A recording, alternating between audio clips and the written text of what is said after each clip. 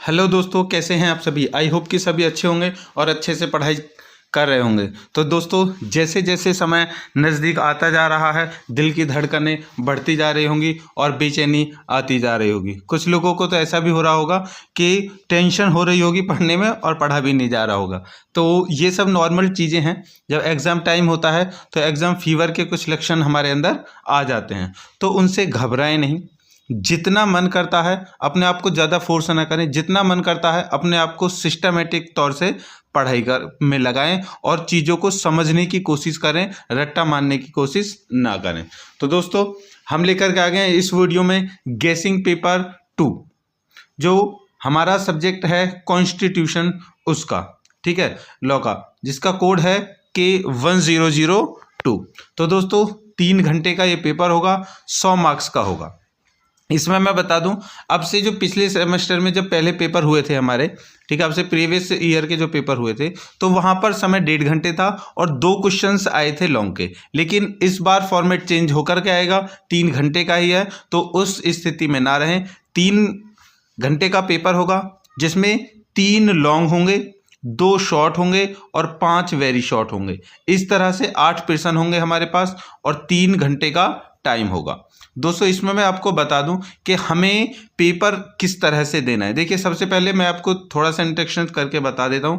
3 घंटे का पेपर है तो हमें उसको सिस्टम में कैसे लगाना है। देखिए, 3 घंटे में से जो लॉन्ग क्वेश्चंस है, मैं प्रीफर करूंगा कि सबसे पहले आप लॉन्ग क्वेश्चंस को ही करो, ठीक है। 2 लॉन्ग क्वेश्चंस को आप कर लो जो आपको बिल्कुल बेहतर तरीके से आ सकते हैं, जो 1 घंटे में उन दोनों क्वेश्चन को आप निपटा दे लॉन्ग के 30-30 मिनट के साथ में। उसके बाद में आप शॉर्ट और वेरी शॉर्ट पर जा सकते हैं, ठीक है। कहने का मतलब यह है कि जो लॉन्ग क्वेश्चन है उसको पर क्वेश्चन को आप 30 मिनट देंगे वॉच टाइम देख करके।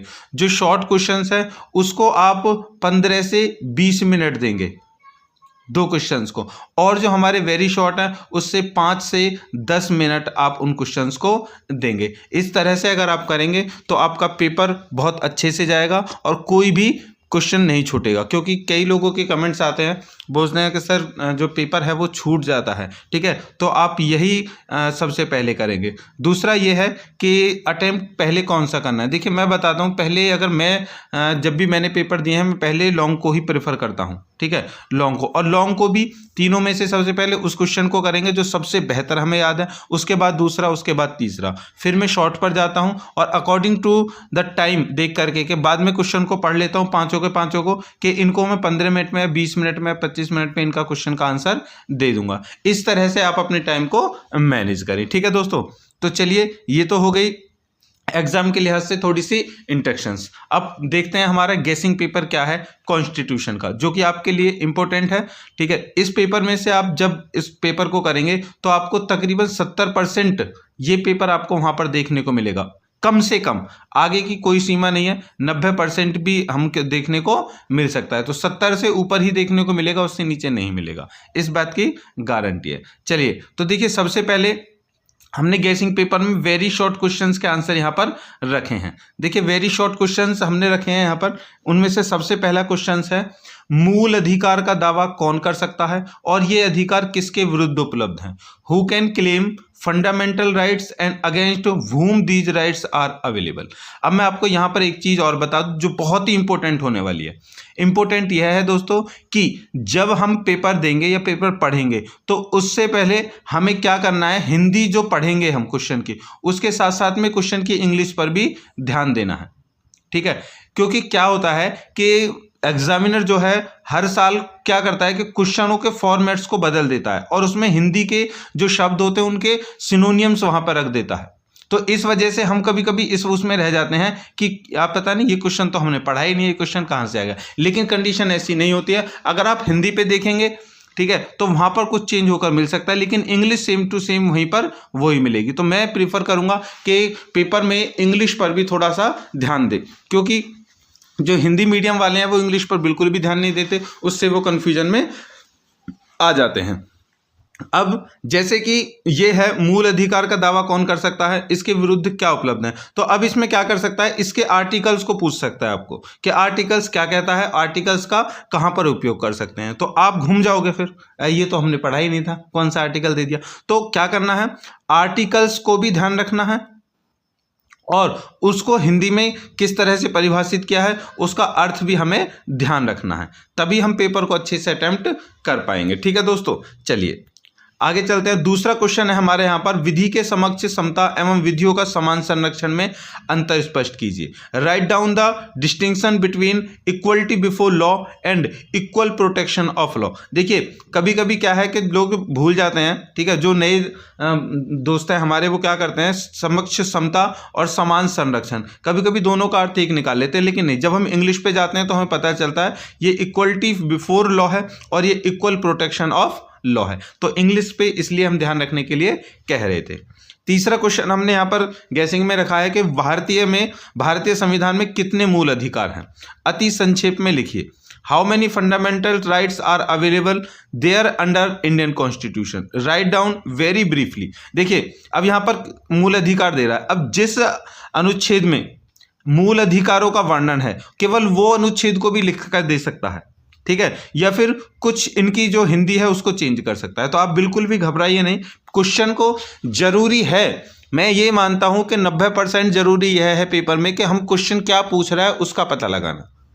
ठीक है दोस्तों, इस बात पर ध्यान देना, 90% हमें यह पता होना, यह इंपॉर्टेंट है कि क्वेश्चन क्या पूछ रहा है, क्योंकि अगर क्वेश्चन और कुछ पूछे और हमने किसी और आंसर को गेस करके वहां पर लिख दिया, फायदा कुछ नहीं होगा। इसलिए जरूरी है कि क्वेश्चन क्या पूछ रहा है उसका हमें आसानी से पता लगा लें और उसके बाद ही हम उसका आंसर दें। ठीक है दोस्तों, चौथा क्वेश्चन है, भारतीय संविधान में विहित राज्य के नीति निर्देशक तत्वों का महत्व क्या है, उनके महत्व के बारे में बताना है। What is the importance of directive principle of state policy as contained under the Indian constitution. ठीक है, जो आपके जो अनुच्छेद हैं, ठीक है, वो तकरीबन 32 तक अनुच्छेद बहुत ही इंपॉर्टेंट है।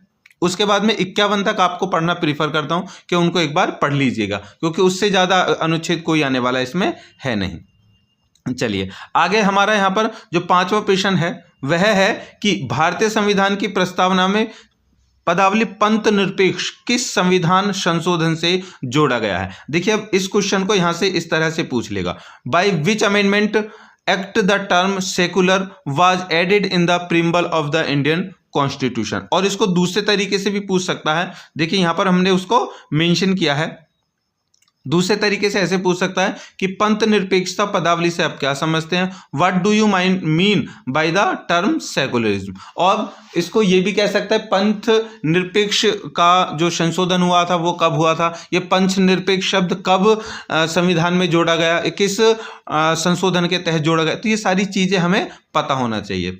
ठीक है, ये सारी चीज़ें डिटेल्ड वीडियो हमने हमारे जो प्लेलिस्ट है वहाँ पर है, हमारे चैनल पर जाकर के देख लीजिए। जब आप विजिट करेंगे तो कॉन्स्टिट्यूशन की जो प्लेलिस्ट है उसमें सारे डिटेल्ड चीज़ें वहाँ पे आपको मिल जाएंगी, तो वहाँ से आप देख सकते हैं। ठीक है, समस्या की कोई बात नहीं है। आगे है छठा कि भारत के संविधान के उद्देशिका को लिखिए, write down the preamble of the constitution. देखिए मैं प्रीफर करूंगा, ठीक है, ये कह सकते हैं कि 50% आ भी सकती है और नहीं भी आ सकती है, लेकिन मैं ये प्रीफर करूंगा, देखो हम सभी को संविधान की प्रस्तावना याद होनी चाहिए, तो एक बार उसको याद कर लेना और उसके अंदर क्या क्या चीज़ें हैं उनको समझ लेना। उस पर भी हमने वीडियो बना करके अपलोड कर दिया। ठीक है दोस्तों, चलिए आगे है कि 42वें संविधान संशोधन द्वारा संविधान में के उद्देशिका में जोड़े गए शब्दों को लिखिए।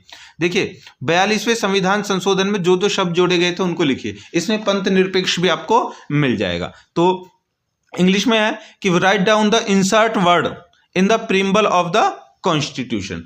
ध्यान रखना कि जो क्वेश्चंस है दोस्तों उसको हिंदी और इंग्लिश दोनों में पढ़ें आप, तभी समझ पाएंगे। आगे है संघवाद के आवश्यक तत्व क्या हैं या फिर संघवाद क्या है, ये वो पूछ सकता है। What is the essential elements of the federalism. अब फेडरलिज्म को भी पूछ सकता है, संघवाद को भी पूछ सकता है, और संघवाद को संघात्मक भी बोला जाता है, ध्यान रखना। तो अगर संघवाद है या संघात्मक है, दोनों का मतलब एक ही होता है, आंसर यही मिलेगा। ठीक है दोस्तों, अब हमारे वेरी शॉर्ट में अगला क्वेश्चन है, मौलिक कर्तव्य कितने होते हैं? How many fundamental duties are there? अब मौलिक कर्तव्य किस अनुच्छेद में दिए गए हैं वो भी आपको पता होना चाहिए, और क्या क्या है ये भी पता होना चाहिए। ठीक है, तो ये थे हमारे शॉर्ट प्रेडिक्शंस, इनमें से ही 5 के 5 क्वेश्चन आपको मिलने वाले हैं। आगे है गैसिंग पेपर है, हम कह रहे हैं कि 90% यही क्वेश्चंस आने वाले हैं, फिर भी अगर आपको ये हो तो आप खुद से भी आपने पढ़ा होगा, उसको भी आप थोड़ा सा वर्क में ले सकते हैं। अब चलते हैं हम शॉर्ट क्वेश्चन की तरफ। देखिए, पहला शॉर्ट क्वेश्चन रखा है हमने कि राज्य के नीति निर्देशक तत्वों एवं मूल अधिकारों के बीच संबंधों का वर्णन कीजिए, निर्णीतवादों का हवाला भी दीजिए। अब इसको इंग्लिश में पढ़ते हैं। Explain the relationship between directive principles of state policy and fundamental rights refer to decided cases. ये बहुत ही इंपॉर्टेंट क्वेश्चन है। ठीक है, तो इंग्लिश हिंदी दोनों में पढ़ें, और इसकी जो मैं बता रहा हूं लैंग्वेज चेंज करके भी एग्जामिनर पूछते हैं, तो आप बिल्कुल भी चीजों को ना देखिए। अगर वहां क्वेश्चन आता है तो पहले उस क्वेश्चन को पढ़कर समझिए कि एक्चुअल में वो पूछ क्या रहा है। ठीक है दोस्तों, अगला क्वेश्चन है, भारतीय संविधान का अनुच्छेद 14 युक्ति युक्त वर्गीकरण की अनुमति देता है किंतु वर्ग विधान का प्रतिषेध करता है, इस बात पर विवेचन कीजिए, निर्णीत वर्णवादों का हवाला भी दीजिए। Article 14 of the Indian Constitution permits reasonable classification but forbids class legislation. Discuss, refer to the decided cases. अब आपको ध्यान रखना है आर्टिकल 14, ठीक है दोस्तों, और युक्ति युक्तकरण वर्गीकरण, और इसके बारे में क्वेश्चन के बारे में आप थोड़ा सा और जान लीजिए। ठीक है, कि इसको कैसे, इसको चेंज करके भी वो पूछ सकता है। मैं बार बार इसी चीज को कह रहा हूं, इस चीज में कंफ्यूज ना हो जाना। ठीक है, हिंदी इंग्लिश दोनों में आप क्वेश्चन को याद रखेंगे तो आपको समझ में आ जाएगा। आगे है तीसरा शॉर्ट हमारा, क्या मूल अधिकारों का निलंबन किया जा सकता है? यदि किया जा सकता है, हाँ, तो किन परिस्थितियों में? वर्णन कीजिए। Can fundamental rights be suspended? ध्यान रखना, फंडामेंटल राइट्स को सस्पेंड करने के लिए बोल रहा है। अगर हो सकता है, if yes, under what circumstance, मतलब किन परिस्थितियों में किया जा सकता है। तो ये हमारे 3 शॉर्ट के क्वेश्चंस थे। ठीक है, इन तीनों में से 2 आने हैं। आगे है लॉन्ग क्वेश्चन की सीरीज। अब लॉन्ग क्वेश्चन में देखिए क्वेश्चन क्या है, बहुत ही अच्छे अच्छे क्वेश्चन और वेरी इंपॉर्टेंट क्वेश्चन रखे हैं हमने, कोई भी फालतू का क्वेश्चन नहीं है, जो पेपर में आने वाले हैं वही रखे हैं। देखिए, निर्णीतवादों की सहायता से भारतीय संविधान के अनुच्छेद 19(2) में वाक, विहित वाक और अभिव्यक्ति की स्वतंत्रता पर निर्बंधन का वर्णन कीजिए। अभी देखो, क्वेश्चन को आप समझने में थोड़ा सा कमी भी कर गए हो तो इंग्लिश पर आ जाइए, वहां से समझ जाएंगे। देखिए, विहित वाक इसमें दे रखा है, इसका बहुत से लोगों को नहीं पता होगा इसका मतलब क्या है। ठीक है, तो जैसे ही आप इंग्लिश पे जाएंगे तो आप उसको कनेक्ट कर लेंगे। कैसे? देखिए, with the help of the decided cases explain the restrictions prescribed under article 19(2) of the Indian constitution upon freedom of speech and expression. देखिए, आ गया ना स्पीच। अब स्पीच से समझ है बोलना, स्पीच का मतलब बोलने, तो वाक विहित मतलब स्पीक, बोलने का अधिकार के लिए बोल रहा है। ठीक है, भाषण का अधिकार, बोलने का अधिकार, प्रेस का अधिकार, तो इन सब चीजों को हम यहां पर इस तरह से समझेंगे और तभी क्वेश्चन का आंसर देंगे। आगे है दूसरा, अल्पसंख्यक से आप क्या समझते हैं? निर्णीतवादों की सहायता से भारतीय संविधान के भाग 3 में प्रत्यभूत अल्पसंख्यकों की शिक्षा, सांस्कृतिक और शिक्षा संबंधी अधिकारों को विवेचना कीजिए। देखिए, what do you mean by minority? यहां पर मिनियोरिटी आ गया, अल्पसंख्यक आ गया, और यहां पर एक भी आ सका हाशिएकृत लोग। अब ध्यान रखना, अल्पसंख्यक का मतलब हाशियाकृत लोग भी होता है, हाशिएकृत लोग। ठीक है, तो इस चीज पे भी ध्यान रखना, हास्यकृत भी आता है तो वो उसका मतलब भी अल्पसंख्यक है। और मिनियोरिटी आप इंग्लिश में जब पढ़ेंगे तो ये डेफिनेटली आएगा। तो with the help of decided cases discuss the cultural and education rights of minorities guaranteed 3rd of the Indian constitution. ठीक है दोस्तों, इस तरह से क्वेश्चनों का आप याद रखेंगे। आगे तीसरा क्वेश्चन है हमारे लॉन्ग का कि संविधान में प्रत्यभूत शोषण के विरुद्ध अधिकार के प्रावधानों की व्याख्या कीजिए और निर्णीतवादों का हवाला दीजिए। मतलब explain the provisions of right against exploitation, right against exploitation, इसको ध्यान रखना, as a guaranteed under the constitution refer to the decided cases. तो शोषण के विरुद्ध जो अधिकार हैं उनकी व्याख्या करने, उनके प्रावधानों को बताना है, और इसको इंग्लिश में कहते हैं राइट अगेंस्ट एक्सप्लॉइटेशन। तो इसको आप ध्यान से देखेंगे और समझेंगे। आगे है चौथा क्वेश्चन हमारे लॉन्ग का है कि भारतीय संविधान लगभग अर्धसंघीय शासन पद्धति की स्थापना करता है। एक एकात्मक राज्य जिसमें संघात्मक तत्व सहायक रूप में है, न कि एक संघात्मक राज्य जिसमें एकात्मक तत्व सहायक कहे जा सकते हैं। तो अब देखिए इसको इंग्लिश में पढ़ते हैं। The Indian constitution established a system of government which the almost quasi federal. देखिए फेडरल आ गया। अब हमने पहले भी उसमें भी पढ़ा था कि फेडरल का मतलब होता है संघ, ठीक है, तो संघवाद या संघात्मक वो सब चीजें। आगे है कि unitary state with the subsidiary federal features rather than A federal state with subsidiary unitary features. तो इन जब वर्डों को आप दोस्तों पढ़ करके ध्यान रखेंगे तो आपके हिंदी में अगर वो कुछ भी बदल कर क्वेश्चन को देगा तो इंग्लिश में आप उसको गैस कर लेंगे, जो कि बहुत ही इंपॉर्टेंट है। या फिर इस हिंदी वाले क्वेश्चन को इस तरह से भी पूछ सकता है, भारतीय संविधान प्राकृतिक रूप में नहीं संघात्मक है, नहीं एकात्मक, बल्कि यह अर्धसंघात्मक है। संघात्मक सिद्धांत क्या है, विवेचना कीजिए। संघात्मक एवं एकात्मक संविधान में क्या अंतर है, यह भी आपको पूछ सकता है, ठीक है। तो हिंदी में दो तरह से हमने क्वेश्चन दिया है और इंग्लिश में सेम टू सेम ही है। कुछ चेंजेस हो सकते थे इसमें, जो इसका इंग्लिश में कुछ और बनता, लेकिन जो इसमें जो फेडरल है, फेडरल फीचर्स है, ठीक है, यूनिटरी स्टेट्स हैं, गैसी फेडरल है, ये सभी इसमें जो है वो मेन शब्द हैं जो आपको इंग्लिश में याद रखने हैं। आगे पांचवा और लास्ट क्वेश्चन है हमारा कि निर्णीतवादों की सहायता से दैहिक स्वतंत्रता को नवोदित आयामों की विवेचना कीजिए, क्या इसके अंतर्गत मरने का अधिकार सम्मिलित है। इंपॉर्टेंट क्वेश्चन है। देखिए, with the help of decided cases discuss the new dimensions of personal liberty, ठीक है। अगर क्वेश्चन को चेंज करता है, दैहिक स्वतंत्रता की जगह किसी और रूप से बना करके देता है तो पर्सनल लाइबर्टी यहीं पर रहेगा। Does it include right of die. तो इन चीजों को ध्यान रखना है आपको, बार बार हम इसी बात पर कह रहे हैं, ठीक है। तो आई होप कि आपको वीडियो अच्छी लगी होगी, ये आपके लिए कारगर है। हमने बता दिया 70% पेपर यहीं से आना है दोस्तों, तो आप इसको पूरा कर लीजिए। इसके जितने भी क्वेश्चंस आंसर्स हैं हमारी प्लेलिस्ट, हमारा channel legal knowledge by MS की प्लेलिस्ट में आपको मिल जाएंगे, कॉन्स्टिट्यूशन वाली में, वहां से जा करके देख लीजिए। Best of luck for your exam. मिलते हैं एग्जाम के बाद में।